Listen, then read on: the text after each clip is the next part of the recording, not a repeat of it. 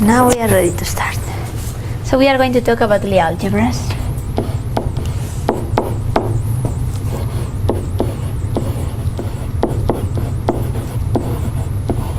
The algebra. The first thing we are going to do is to remember what is a Lie group, and I think we talked about that when we did group theory, maybe not. Lie group. And that is a group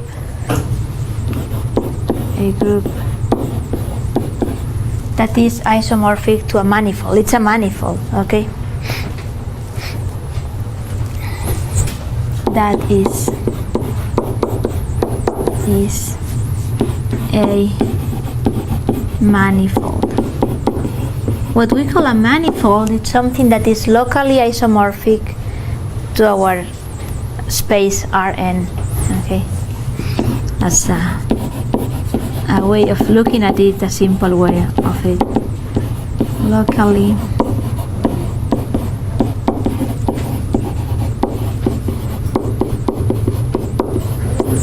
to R, and it could be of any dimension. Okay. So think of it as, you have in this group, and all the elements of the group actually are distributed on a smooth surface that is at some neighborhood is isomorphic to Rn. In fact, you can do patches of this isomorphism and cover the whole group. We are not going to go much in depth into that. Basically, a Lie group has infinite number of elements. Okay, so the order of the group, which is the number of elements of the group, is is infinite.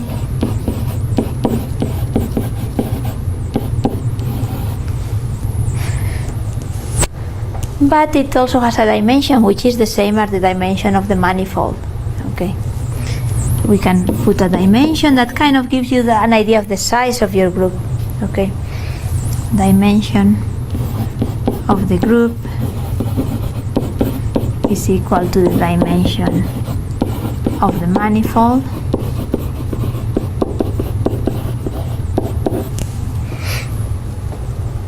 And this is a little bit abstract, but if you think about our group of displacements, that is really an infinite group. You have an infinity of displacement, really, right?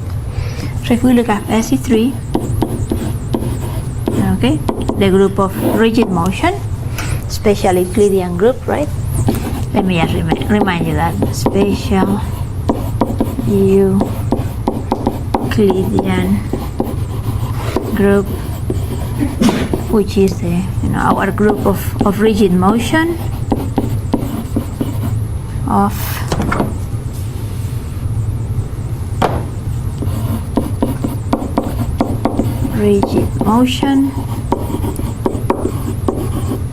Remember that within this group of rigid motion we have translations and we have rotations, right?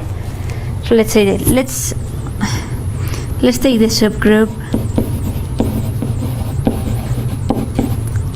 T3, which are the translations,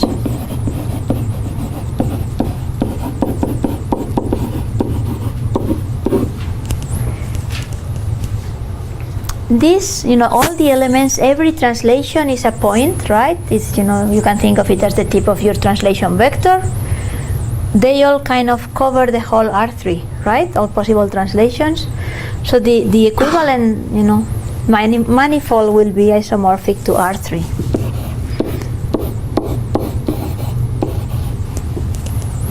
Which means that the dimension of this group is 3. The dimension of T3 is equal to 3. It has infinite elements, but this infinity covers three dimensions. All right. We have also the rotations, right? Subgroup SO3, which are rotations in 3D space.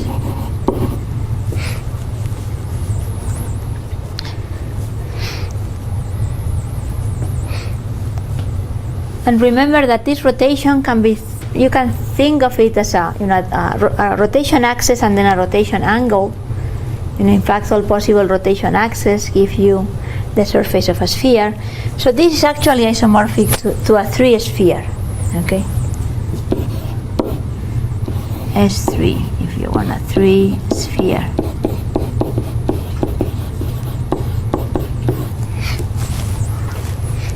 Which also has dimension 3.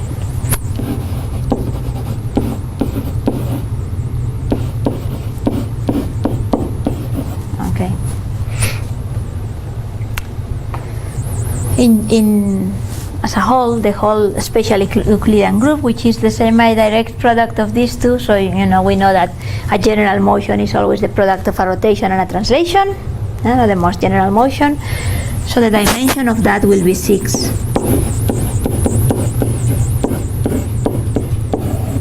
Okay, that means we can find kind of like a space of 6 dimensions that is isomorphic to all the points, all the elements of this group. All right. This is a Lie group. It's a continuous group, a group in which has infinite elements, and you can find a small neighborhood of one element. You will always find other elements there. It's a continuous group. All right. So these are the Lie groups, and you can think that those are related to the Lie algebras, and yes, they are related to the Lie algebras. But before I talk about the Lie algebras, let me talk about the exponential map, because we are going to use the exponential map to do the product of exponentials, right?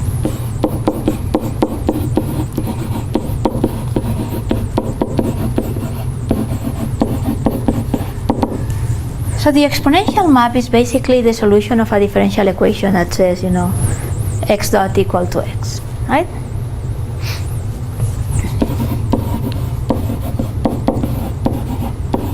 Of a differential equation, which is kind of important. It appears in many places. Equation x dot, which is dx dt, equal to x. So when we solve this, what do we get?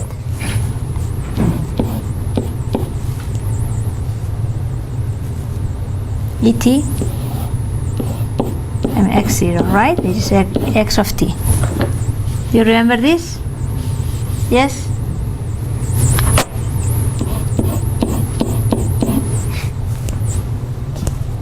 Now we can do this exponential map. We can do it with many different objects. We can do it with matrices too, and that's what we are going to do. So let me see if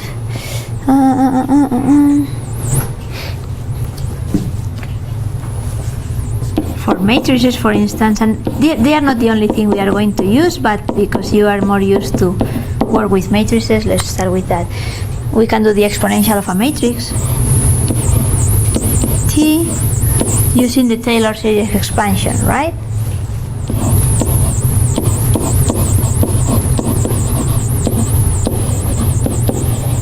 And that is what? The identity plus t squared divided by 2 factorial plus, right? So using the product in the matrix algebra, okay, we can compute the exponential. You can think of it also in the Clifford algebra.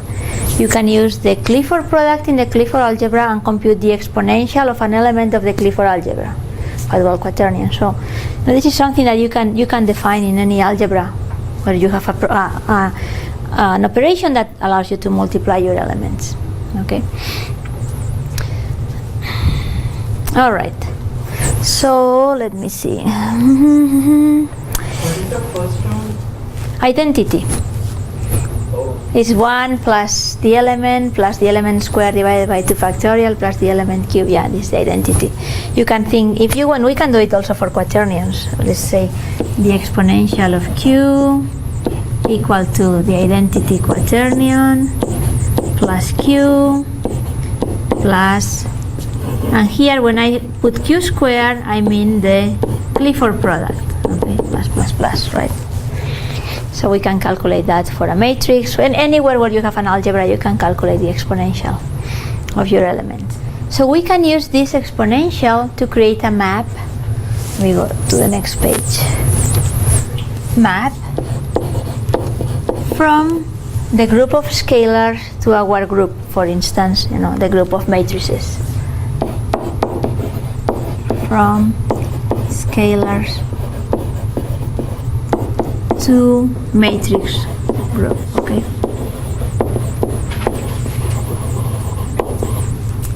Okay, so here we have a scalar,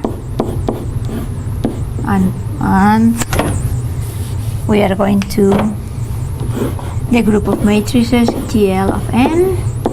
This GL is the linear group, okay? Linear group. So these are matrices basically of dimension n, okay? And let me see how I call this map. And this map is going to be called phi sub t. Okay, this is for a given matrix T. You are going to take for any scalar k, you can compute the exponential of k t.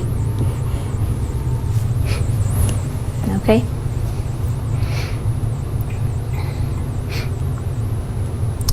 This is what, and then you can do it for any value of k, and what we obtain is an element of the group with the product. What this gives us is what we call a one parameter subgroup, okay?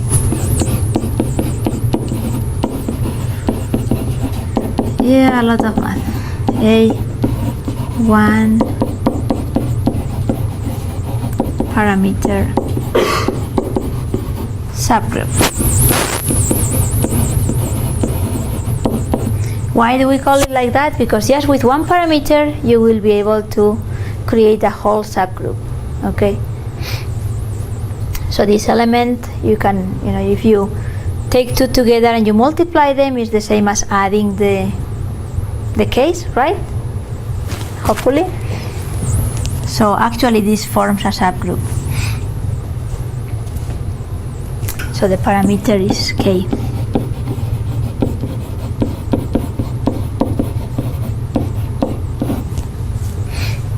Okay. All right.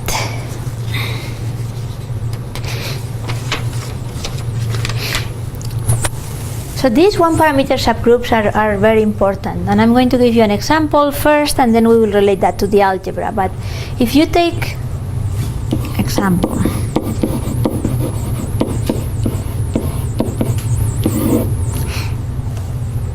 if you take a skew-symmetric matrix, remember what that was?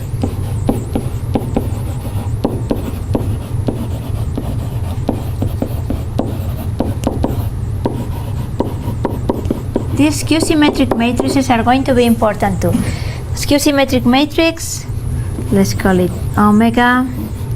It's a matrix that has elements, has zeros in the diagonal, and then it has opposite sign across the diagonal. So it has minus omega 3, omega 2, minus omega 1, omega 3, minus omega 2, omega 1. Shush, this zero is kind of out of place. Oh, great. Okay. 0, 3, 0, 3, minus omega 1, omega 1, 0. All right. So it has the property that omega plus omega transpose equal to 0. That's a way to identify a skew-symmetric matrix.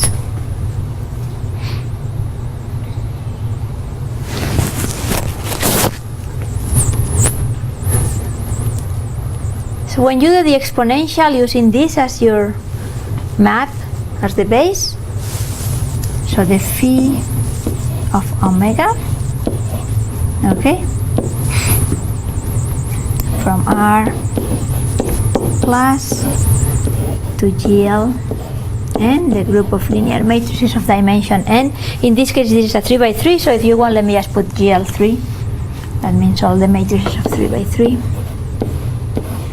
Okay, for each k you will get the exponential of k omega, and this gives a rotation.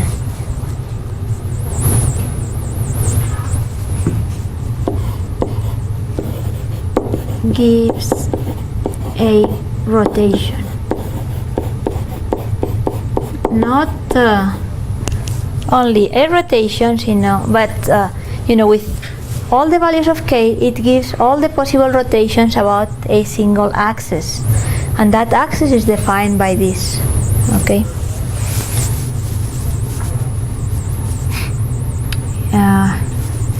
So the one parameter subgroup in this case, one parameter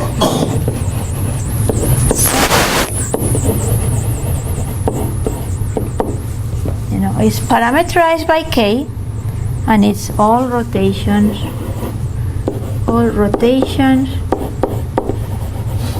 about,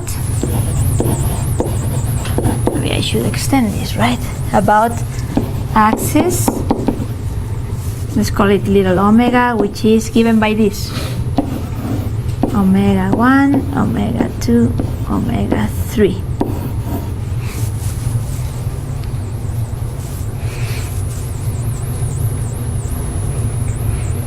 Okay, so this is a mathematical way to parameterize the rotation about an axis. You express your axis in matrix form, you do the exponential, you multiply, you do the exponential with different values of the parameter, you will get different rotations about this axis.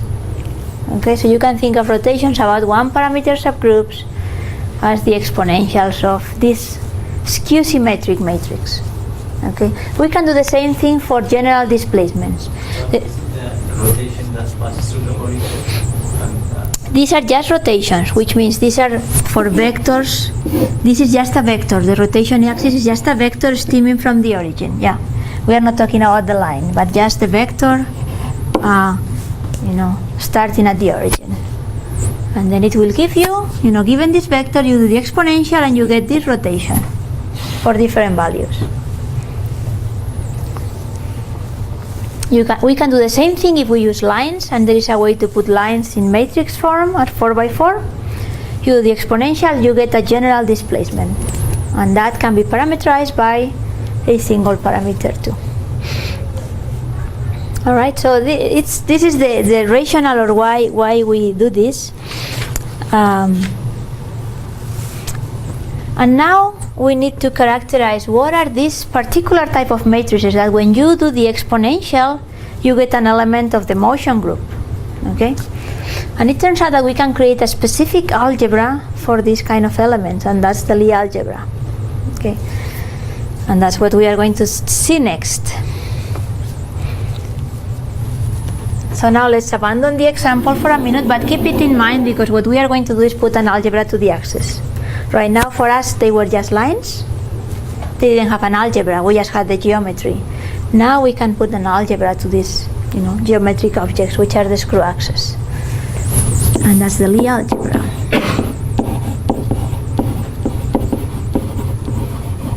Okay. All right. Okay. So the Lie algebra is, of course, an algebra, remember, is a vector space, so you have the operation of the vector space, and then you need to add another operation to multiply your vectors, right? So a vector space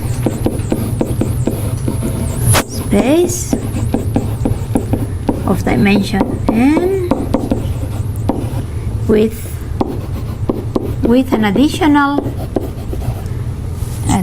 operation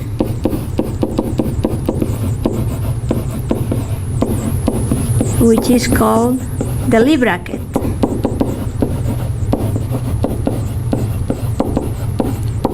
The Lie bracket. Lie bracket. This is the way we define the Lie bracket. You have two elements of the algebra, and we put this square parenthesis for the Lie bracket, and this is defined as AB minus BA.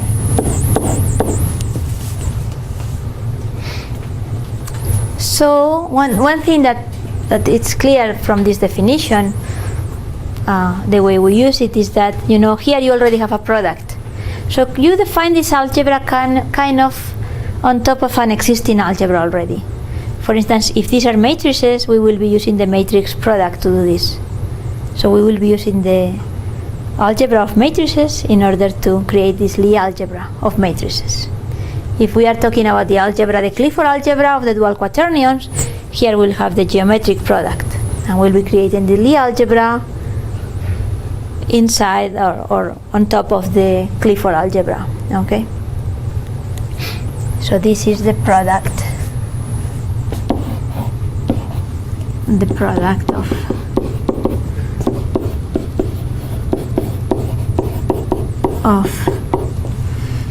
it's kind of funny, but your algebra. Okay. So this is the extra operation that will allow us to multiply these elements of the Lie algebra. Okay, let me see what else. And it has some properties. It's bilinear. So that means it's linear in the first and linear in the second component. And we have seen some examples of that. It's skew-symmetric.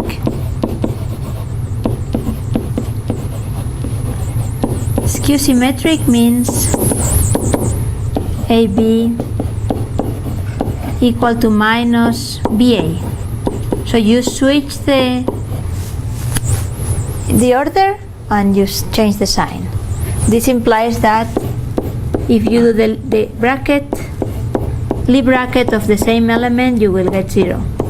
We have seen that this kind of this skew-symmetry property appears in many of our products. Remember, the outer product of the Grassmann algebra was also skew-symmetric, right?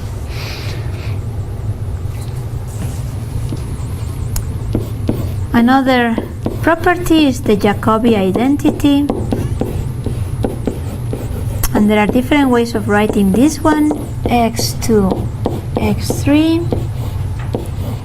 This is equal to X1, X2, X1, X2, X3 plus X2, X1, X3. All right. Now here we are computing a Lie bracket inside of another Lie bracket, and expressing it in this way, which is not the standard Jacobi, but this shows a property which is similar to the derivative. Okay, so you see when you have the derivative of product and you do this times the other plus the other times the derivative of these two, so that will be the same one. So you take the Lie bracket of these two, and then with the other, and then the Lie bracket of, you know, the other two that we hadn't taken past times that one.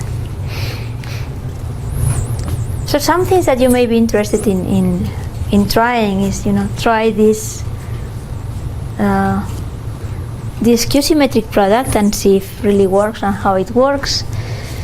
So, you know, yes, I can encourage you to do it in Mathematica. We won't have time today because we have a lot to cover, but you can, you know, just do this product for a skew-symmetric matrix, and you will see that you get a skew-symmetric matrix. You know, the first property of this product is it has to be closed within your set. And let me just put one more page. So one example will be the screws. Okay, example we'll have in algebra for screws. Remember what was a screw? A screw is a line with a pitch, right? So it's basically the space of lines.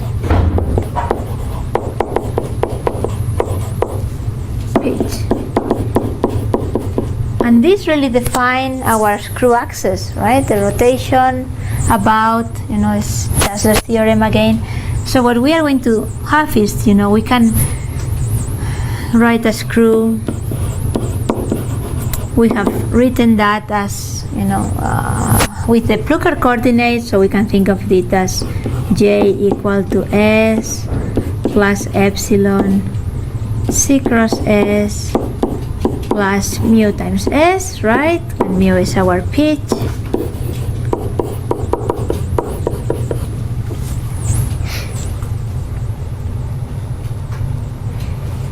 This would be writing it with, as a dual vector.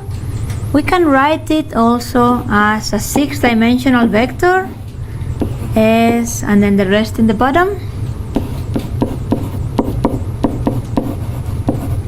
Different ways of writing, but we are talking about the same thing, okay? That's the important thing. Or you can write it as a matrix. 4x4 matrix, in which we put this S here as a skew-symmetric matrix, minus S3, S2 minus S1, S3 minus S2, S1. So these are the coordinates of the S. And here we put the rest, C cross S plus mu S, 0, 0, 0, 0. This is just 3 different ways of expressing what we call a screw, a line with a pitch in space. Now for these ones, in principle, we don't have a product that we can use to do our Lie bracket. For this one, yeah, because we can use the matrix product. We could do this in the Clifford algebra, right? Because we can put this as an element of the Clifford algebra very easily. But let's focus on the matrices for right now. And then we could just do the Lie bracket of 2 of these elements, right? J1, J2. J1, J2 minus J2, J1. And ideally we would get another screw, an element that will have a skew-symmetric 3x3, a vector there, 0, 0, 0, 0. And that's what we get. Try it in Mathematica. You get a screw.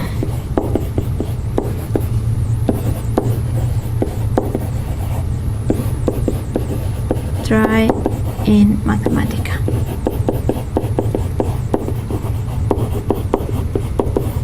Okay.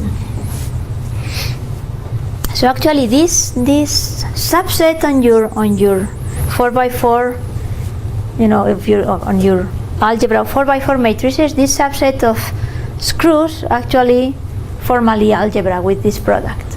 Okay, so it's kind of a subalgebra within your algebra.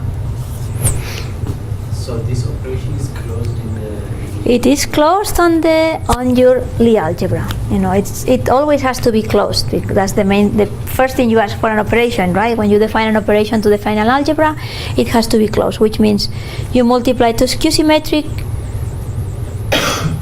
matrices, you should get a skew-symmetric matrix. You multiply two rotations, you have to get another rotation, or... No, because the rotations don't form a Lie algebra, in fact. The Lie algebra is the Lie algebra of these screws of skew-symmetric matrices, screw matrices if you want, okay? But try it, a good thing to try, that would be a good experiment, is see what happens. So try with a screw, and then try with a rotation, a rotation. I don't know, just try several things, see which ones form a Lie algebra, right?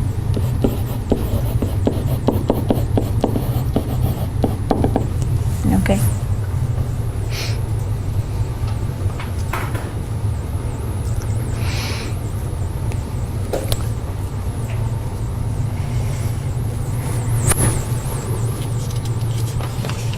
Okay, so now we are going to relate this to our, let's put all together. So let's take this equation. Let's start over from the beginning. So how does this apply to our problem? So Lie algebra for the motion.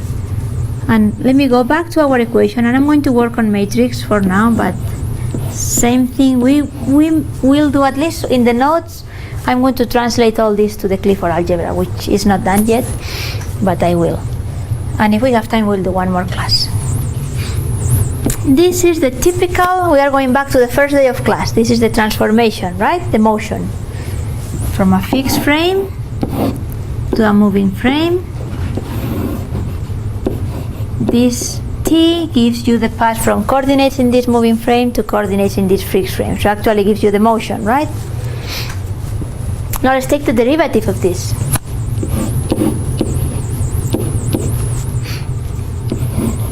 T dot times little x. Little x is fixed in this frame. You know, this frame is moving, but the coordinates of any point in this frame won't be changing, right?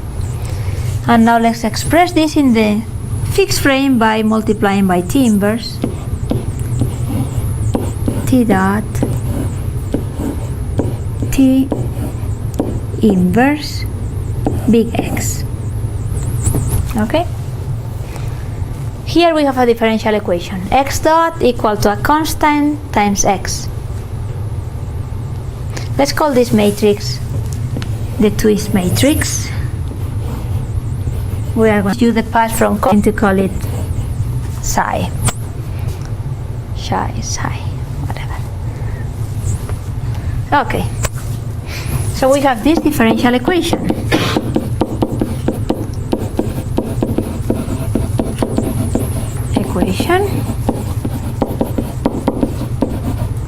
X dot equal to a certain matrix times X. So what is the solution of this equation? Is the exponential. X of t equal to the exponential of t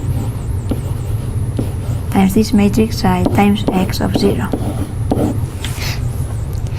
Solution.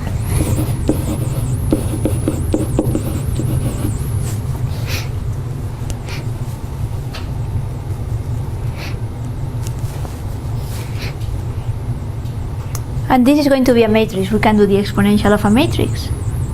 Okay, so this is actually giving you your motion.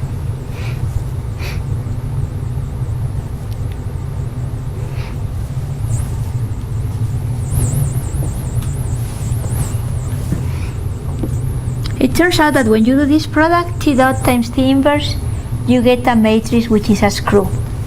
Okay, and again, this is one of these things that I really encourage you to go to Mathematica, write a general displacement, take the derivative, multiply times the inverse, and see that you get this kind of shape.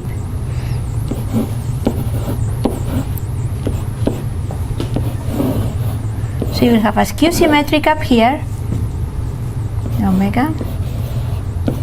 You will get a vector here. I'm not sure how to call it because it will have all those terms. Let's call it V. 0, 0, 0, 0, where omega is skew symmetric.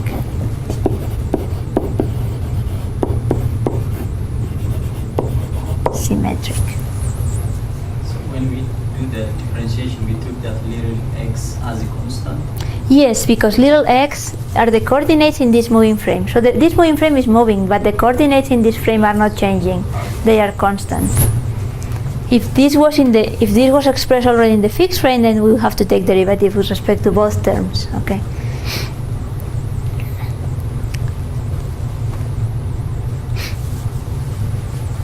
So this exponential of this matrix is going to give you a displacement. Exponential of t psi gives a displacement.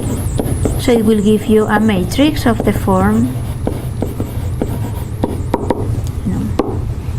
rotation up here, 3 by 3, 0, 0, 0, 1, and then translation vector here.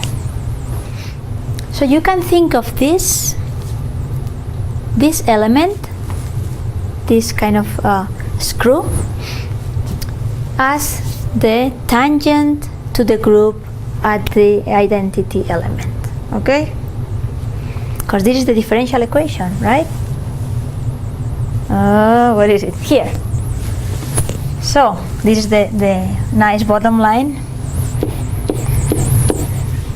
Psi, these elements are tangent to SE3 at the identity element. So you can think of the Lie algebra as the algebra of the tangent plane to wherever you are working. Okay?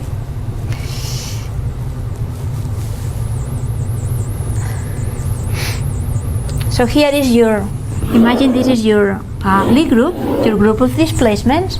Imagine here is your origin, and here is your tangent plane. And here you are getting the directions that you are going to move on. This is your element of the Lie algebra. And then you do the exponential, which is a one parameter subgroup, and you are going to move. This is going to give you a parameterized motion on your group. Yes? Kind of. I know it's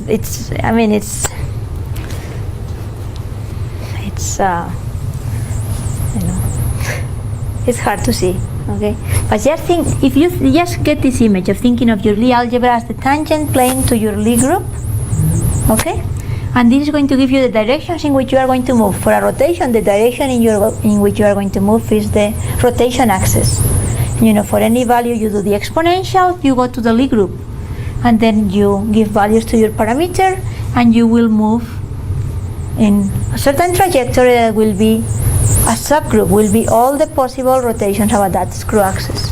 Okay? So the tangent plane is the Lie algebra, and this is the Lie group.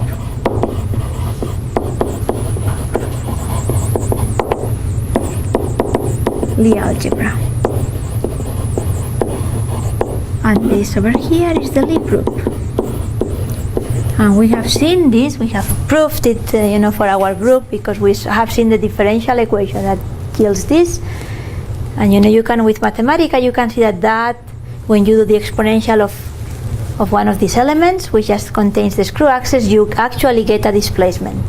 Remember, this is not the space of displaced points. This is the space of displacements. These are all the elements of your groups. Each point here is a displacement. Okay, it's not a position of a point.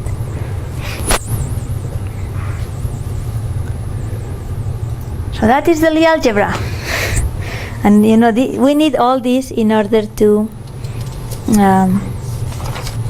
work on the product of exponentials, which now it's really easy. Let me see what else we need to say. Okay, just one more thing. So we have this exponential, right? We have this exponential of t times your matrix psi. Actually, this matrix, your twist matrix, contains not only your axis but also the magnitude of your velocities. Remember that this is t dot times t inverse. We can kind of create a bare formula for this if you consider that psi is the twist matrix, and is the tangent plane, is the velocities, contains angular plus linear velocity, and we will see more of this next class, well, next semester, in fact. Linear velocity. But I think we need to see that. So if you imagine that as a vector, remember we can put it as a matrix, as a dual vector, or as a 60 vector, right? So let's put that as a vector, and I'm going to call it, usually I don't call it like that, but let me call it like that. This could be a 6x1 vector with your linear velocity, your angular velocity, and your linear velocity. This is what you get. Okay? And from here you can extract your screw axis. Okay? The linear the angular velocity is an axis times an angular velocity rate. So we can, from here, we can extract our screw axis S, and then C cross S plus mu times S. Okay, where omega is equal to S times theta dot, the angular velocity rate. And then we have this pitch, which you can think of and let me just, oops. Oh, great. I don't know what I touched. Okay.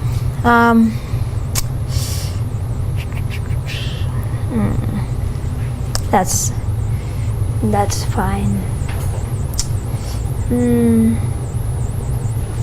Let's just leave it like that.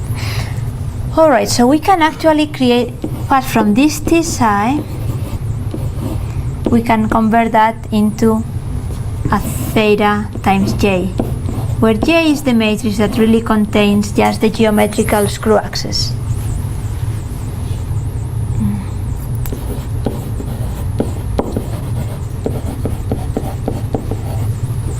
Okay.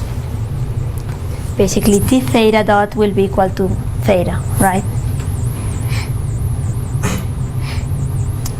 Theta dot equal to theta divided by T, if you want in a simplified way.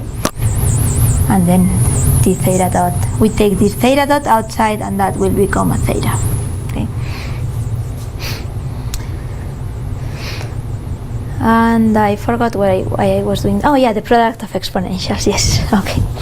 All right. So we arrive finally to the product of exponentials.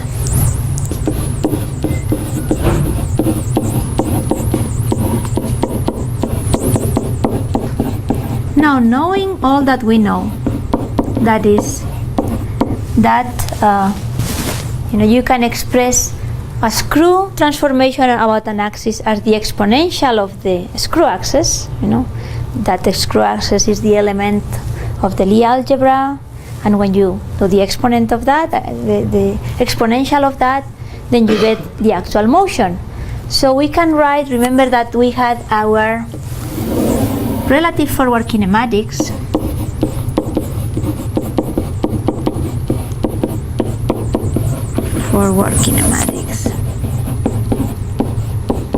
relative forward kinematics.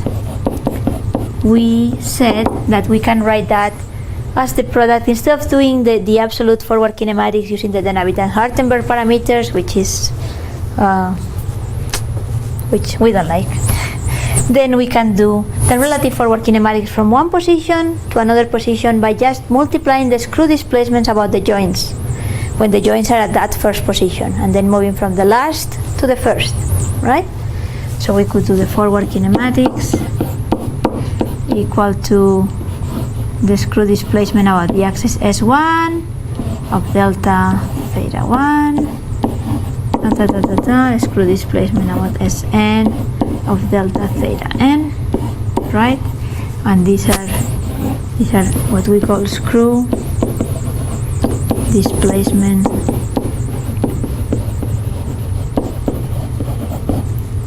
about joint I. 1 in this case. Joint 1. Well, now it's just immediate. Instead of expressing this as a matrix, just a screw displacement that in fact we have never worked out, we can put here that this is the exponential of that screw, and that's what the product of exponentials is. We can write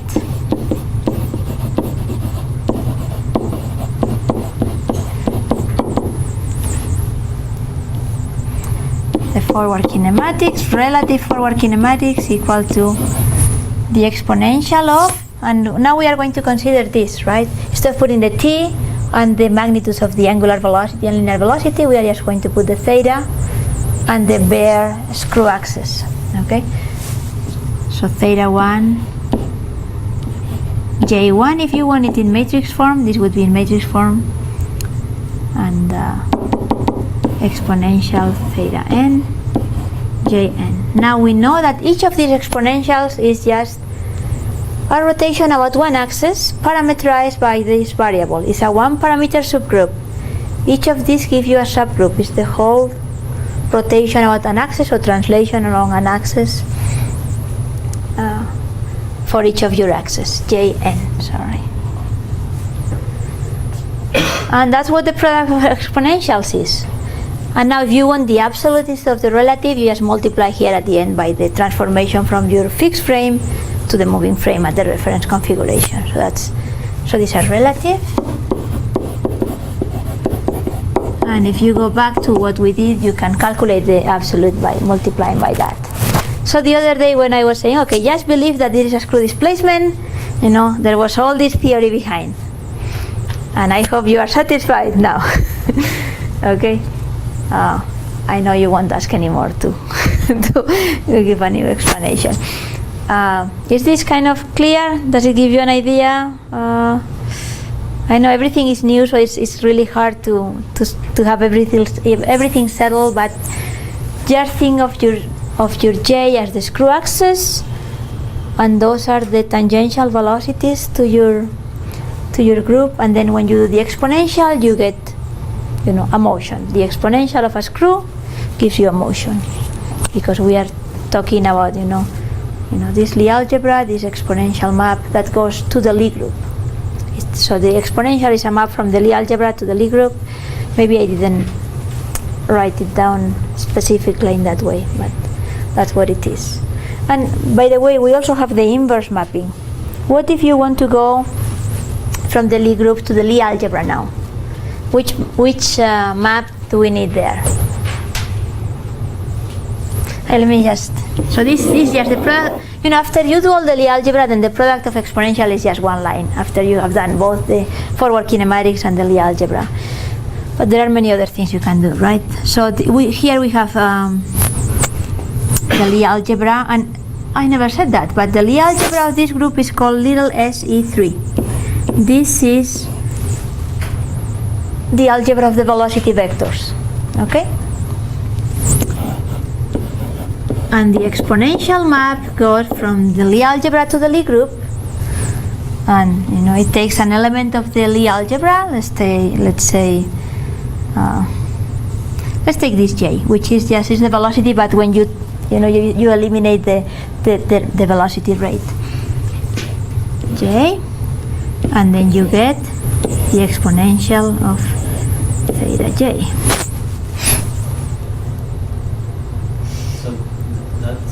That group is just for the twist, the small s. This is the algebra. Yes, this is the Lie algebra of twists. Okay? So the Lie algebra of screws, if you want. But they are the same dimension-wise with that especially. Yes, they are the same dimension, and that's a good, think about the tangent space to your space. It has to have the same dimension of your space. So you have a line and you do the tangent, has the same dimension.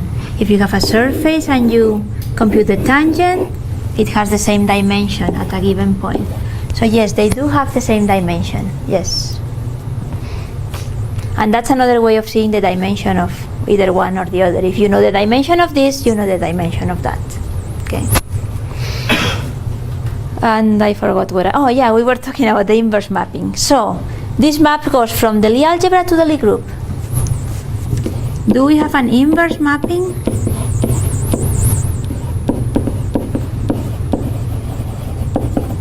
We do, and it's the logarithm, right? The inverse of the. So you can actually create a logarithm.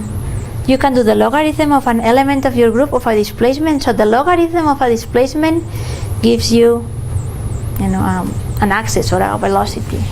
Kind of nice to see that. And then we, there are many questions we can ask. What kind of mapping is this? Is this injective, or do you remember of that? Injective, surjective, if you is a one, no, I don't remember. You were kidding, no, of course.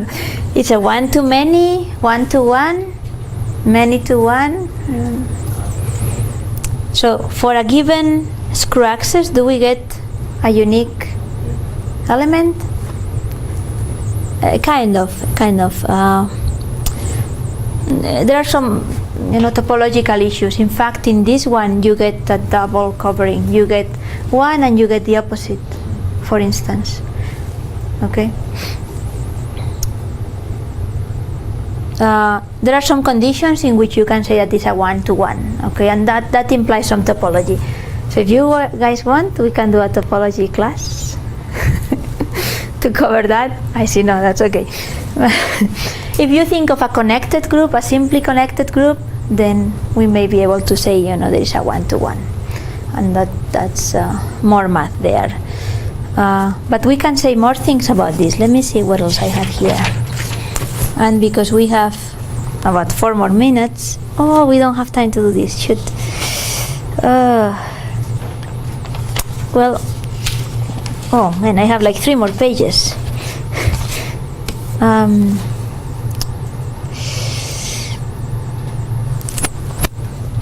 You will see them in the notes. Okay. Let me just see extra topics that we haven't had time to cover. And now that you know the Lie algebra, we will talk about that whenever we need to talk about that. And if the topic appears, then I'll tell you. We'll work it out a little bit. But what is the adjoint representation? Adjoint map. It turns out that now, you have this Lie algebra, the tangent plane, in all the directions if you want. You have the Lie group, the group. Now you can create an action of this group on the Lie algebra. Okay? So basically you can move these things around. You can move your lines. That's what the adjoint map is. Action of the group on the Lie algebra. Action of the Lie group on the Lie algebra, which we can translate for our purpose. We can translate to moving lines around.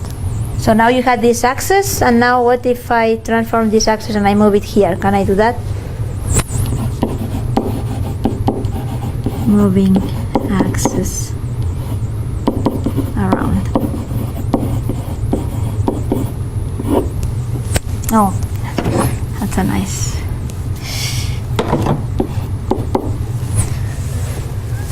And actually you can, and we can express it easily in matrix form. So here, if you have your element of the Lie algebra, which in this case we can write as a 6D vector if you want, we can actually, we know we can move a line, right?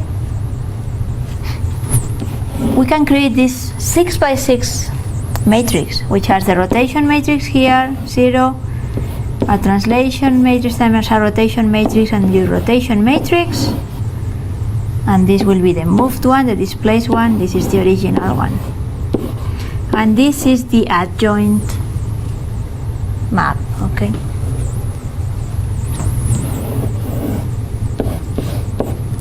Capital AD.